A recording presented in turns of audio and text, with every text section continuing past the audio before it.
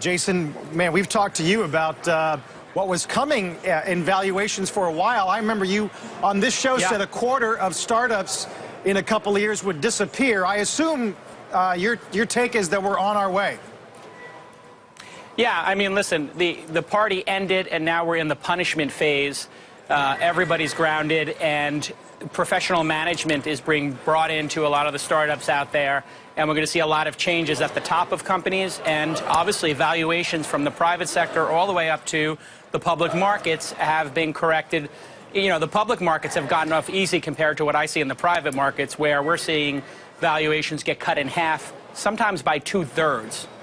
Jason, want to talk to you about some of that private company action. Zenefits, I know you've followed the company. You've talked to the former CEO. They've got a new CEO. It appears this unicorn's magic growth model had some problems. They're running afoul of regulators in a way, in the way that they were signing people up for insurance. What does this signal? I mean, there's lots of talk about that at the Crunchies last night. I know. What does this signal about where we are with these kind of world-changing startups like Zenefits? Yeah, so Zenefits is one of the fastest growing companies in Silicon Valley history, and I'm a small investor in the company, actually. And I'm good friends with the new CEO, David Sachs, who was the COO. And really, this is the professional management era of the unicorn phase of Silicon Valley that's occurring.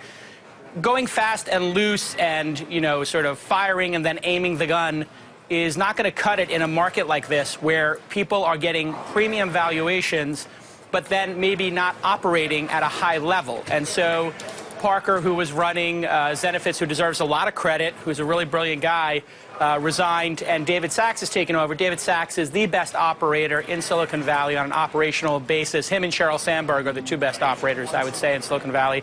And he's in charge now, and it's day one for Zenefits, and I think they're going to clean up a lot of the loosey-goosey approach they had to operating in a highly regulated market.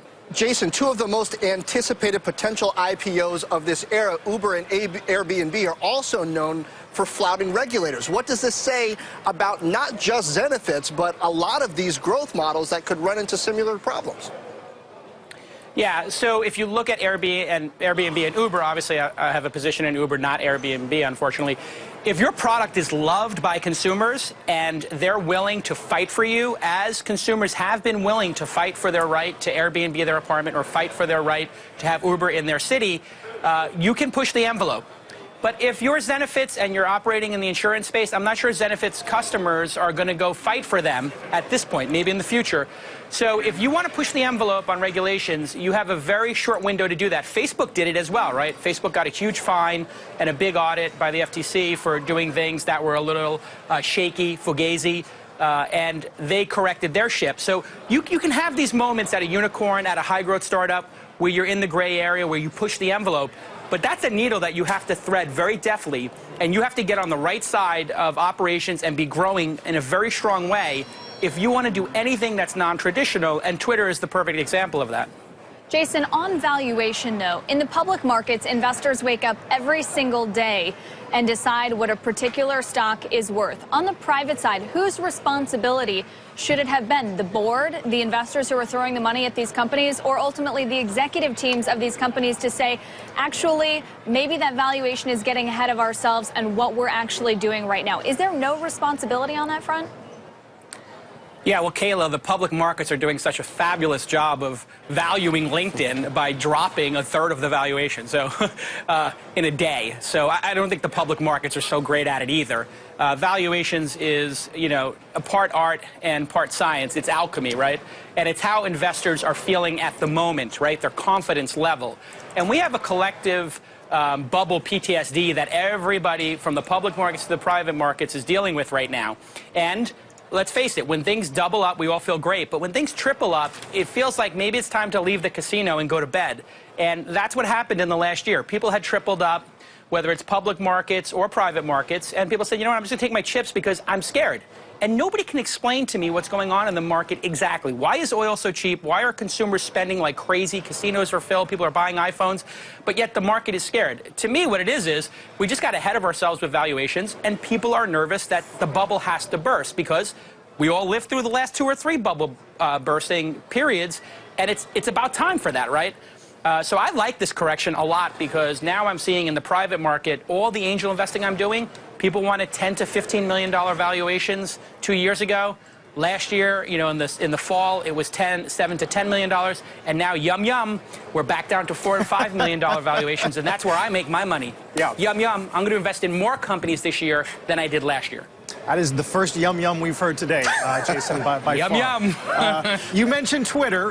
The uproar over the weekend after these reports, the company was ditching the chronological feed and instead opting for something similar to what you see on Facebook. Of course, Jack Dorsey did take to Twitter to dispel some rumors, but the story has a lot worried about the future of the social network. Now, this morning, a blog out of Twitter, Jason, introducing what they're calling First View, which would be an ad slot on the timeline when you log in, a promoted video. Earnings tomorrow. What's your take on all of this? Yeah, so Adam Bain, phenomenal. He probably should have been the CEO, but he wanted to work with Jack, and Jack's a half-time CEO.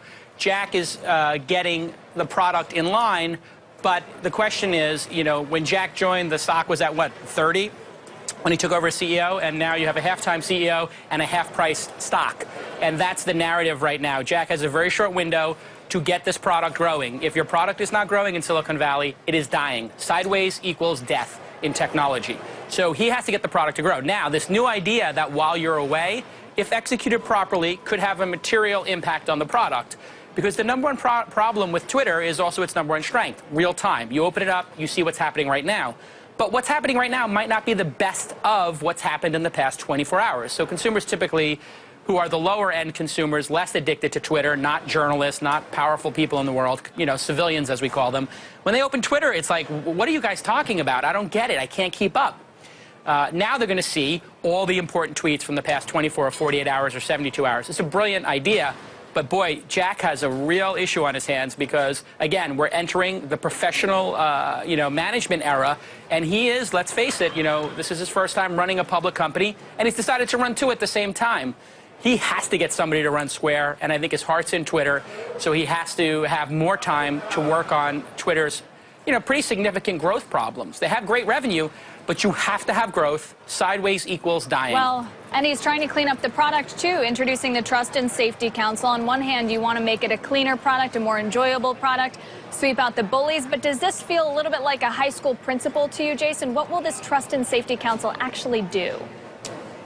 Yeah, this is a huge blunder and mistake. You know, the platform was built on being, you know, a free speech platform, and it has anonymity. In other words, I can create an account right now called Goldman Sachs Elevator and make fun of Goldman Sachs all day long, which is pretty easy to do and, you know, pretty fun. If you go and you make it real names, which is what Facebook does, it becomes safer. People behave less rambunctiously. And, yeah, you're going to get rid of some of the hate speech. You're going to get rid of some of the teasing and even harassment. But you can't make Twitter or any forum like Reddit or any message board, Facebook even, or AOL chat rooms, if they have to be the arbiter of free speech, that will never end because anonymous platforms cannot be moderated. Jason, your take on First View. First View scares me because it sounds a lot like pre-roll advertising. It sounds a lot like autoplay. It doesn't sound very targeted. Is Twitter perhaps going too far and perhaps damaging engagement in the reach for scale? It's a very astute observation, actually. Adam Bain is on fire in terms of revenue. The platform is amazing. When you go to ads.twitter.com, it is one of the most amazing platforms in terms of placing ads. The things you can do are very sophisticated. But I think the ad product is way far ahead of the growth of the main product. And what that will cause is it can cause exactly what you're saying, which is this feels over-marketed. There's too much advertising, and it could actually make users go away. The good news is Adam's pretty sophisticated. Jack's a very sophisticated product manager. They're not going to overdo it with people. So while they're going to, I think it's probably going to be over-monetized, I don't think they'll drive users away. They're pretty savvy about that. But if they could get desperate, right? And this is the problem with Jack being half-time CEO. Every problem they have is going to go back to, well, if Jack put another 4 hours a day in, would they have solved their problems? And I think Jack's got to make a decision, and he's got to make it this year, and he's got to make it in the first half of the year, because I think the market's going to give him another 6 months, and they're a takeout target right now. There are a lot of people circling. I know a lot of private equity firms, a lot of those kind of players who are sort of saying, under 10 billion? Yeah, we could buy this, take it private, right. You know, clean it up, cut some staff. So those discussions are well underway. Just like I told you, you know, in the summer, remember I told you that people were thinking about that with Yahoo and that Marissa was done? Well, that's turned out to be correct. I'll turn out to be correct that Twitter is, you know, on the chopping block, and somebody might buy it and put in different management and make it private. And if you guys are going to cut LinkedIn's valuation like this when they hit their targets, you're not going to get all of our companies to go public. I mean, this is the standoff between the public and the private markets. You guys can't knock off a third of a company's value when they hit their target. It's unfair. Certainly, that's what a lot of private company CEOs are taking to heart right now. Jason, we're out of time. We'll talk a lot more next time you're on. Thanks again.